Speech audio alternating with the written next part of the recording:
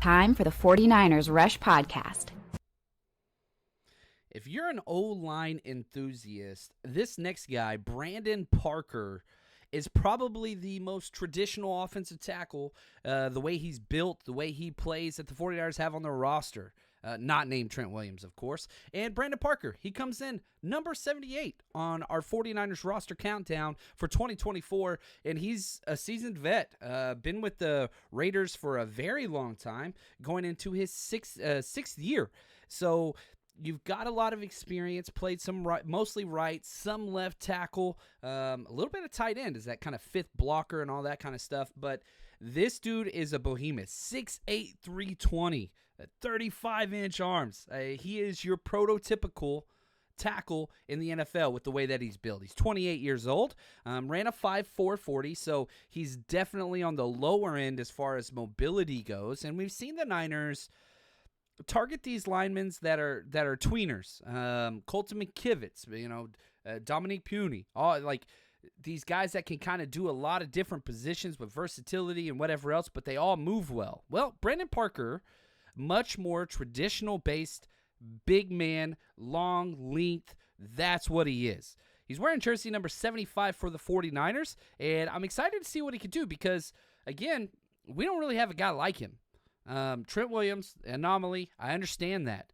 But when we get into the offensive tackle depth chart, Brandon Parker stands out considerably. Now, I do have to give a huge shout-out to the executive producers of this entire series, Zach, Oscar, Dave, and Josh, the best of the best. Now, when we ranked 1 through 91, Brandon Parker, his lowest ranking was 67. His highest ranking was 89. So there's a big variance.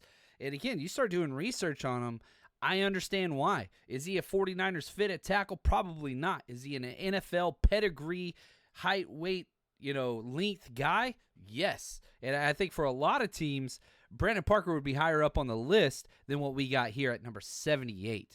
Now, this is a high draft pick and probably one of the highest draft picks we've had so far in the countdown this year. And so we have combine information. This is a third-round draft pick. And whenever you plug in all the measurables at mockdraftable.com, you get some elite comps. His closest percentage comparable is Paris Johnson Jr., who went in the first round to the Arizona Cardinals just a year ago. Blake Fisher out of Notre Dame, he's a 78% match with. So you get a lot more of these prototypical offensive tackle comparisons when you look at the height, the length, the weight, and all those things. Now, he's entering into his 7th season. He was with the Raiders for 6 years. Grew up in North Carolina. Went to A.L. Brown High School. Eventually went to North Carolina A&T and finished with an electrical engineering degree. So that's what's up. He's going to make some money afterwards. But you dig into his past, and athleticism and pedigree jump off the page, okay? Currently married to Dominique Green, which is awesome. His mother was a prep basketball star at Carver High School. She played for North Carolina, the Tar Heels. Yeah, that's incredible. His sister, Parker, she played at North Carolina A&T as well, and she was a first-team All-American and a second-team All-American in back-to-back years. Dad, Curtis, played on the offensive line for North Carolina, the football team, in the early 90s, and now he's a high school coach. So, coach's kid, athletes peppered throughout his family. Those are all huge positives. Now, let's look at a little bit more what Brandon Parker was able to accomplish. He was the MEAC Offensive Lineman of the Year, first team All-Conference back in 2015. This is an older player that's been around for a while. Now, why was he drafted in the 3rd round with this, height, weight, all that stuff? He didn't play a lot. Had a lot of injuries in college. Only played over 50% of offensive snaps in college twice. That's it, out of his entire college career. So that was a huge issue. Now, you start looking at PFF grades, what he's accomplished in his time playing and all that stuff. Not great. He has not had a very beneficial or positive PFF grade at all at any point in his career. Just last year, 57.4 overall, 58 pass blocking, 57 run blocking. Not good. Really, really not good. But whenever he came out of the league, he was the very first pick in the 2018 draft in the 3rd round. He went 65th overall. You know what's crazy? 5 picks later, Fred Warner was drafted. This dude was drafted before Fred Warner. And if we're just looking at the offensive tackle position, Brandon Parker went about 18 picks ahead of four-time Pro Bowler Orlando Brown at the exact same position. So the pedigree is there. The ceiling is there. Is he going to be able to max out his potential now, his 7th year in the league? Probably not. But you're getting a lot more experience and length that he can rely on, and he's got a ridiculous amount of playing. I mean, he's played over 2,000 snaps in the NFL throughout his career. In fact, 2,290 career offensive snaps, 246 special team snaps. Now, digging through his stat sheet's not fun. I'm just going to be honest with you. 26 career penalties, that's pretty bad. It was really bad. 23 sacks allowed, 22 quarterback hits allowed. Bad. But his pass blocking efficiency rating for PFF, 94.6. Not great, but not bad either. It's a little below average. And he's played a lot of places as far as left tackle, right tackle, and tight end, but almost all right tackle snaps. 2,137 career right tackle snaps, 122 career left tackle snaps for Brandon Parker, and 31 tight end snaps where he's just extra blocker, kind of goal line settings and short yardage, whatever. Now his career, it's pretty easy following him around. He was just with the Raiders. 2018 to 2023, that's just what he did.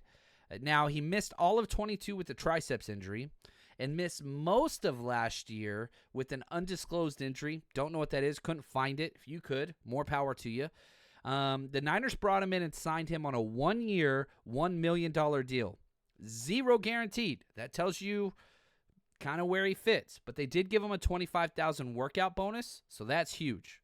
You look at the career earnings for Brandon Parker, and he's made $8.9 million in his career from the Raiders. Shout out to him. 33 career starts under his belt with 59 games played in. The experience is there. The ceiling of his play, not so fast. Now, look at the offensive tackle depth chart. You usually keep 3 to 4, and this dude is a tackle only. Most 49ers offensive linemen can play multiple spots. This dude's tackle only. You might even say right tackle only. The locks, Trent Williams, Colton McKivitz. That's it as far as the locks. Then there is a log jam. Jalen Moore's been able to hold that kind of swing tackle spot. Chris Hubbard, you brought in, you paid a lot of money to. He's got guarantees. He's got right tackle and left tackle experience. He's got to be that next level, him and Jalen Moore. And then you got 3 guys at the back end of this. Brandon Parker, Sebastian Gutierrez, and Isaac Alarcon, who's your international player pathway exemption. That's why it's a 91 roster countdown instead of 90. Can Brandon Parker beat out Sebastian, Isaac, Chris Hubbard, and get that 4th tackle spot? Hang around on the practice squad, maybe get elevated a couple times. It's what he did last year for the Raiders. It's a possibility, but I'm not sure it's a great scheme fit.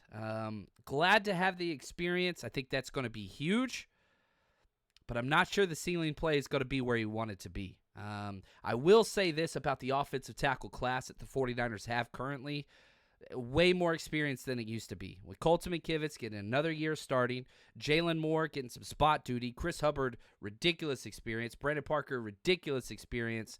You've got a lot more baseline tackle play instead of kicking somebody like a Tom Compton over who's used to playing guard, things like that we've seen in the past. So Brandon Parker, like to have him.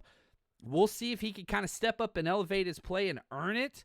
No guarantees, no dollar guarantees. He's going to have to prove it on the field.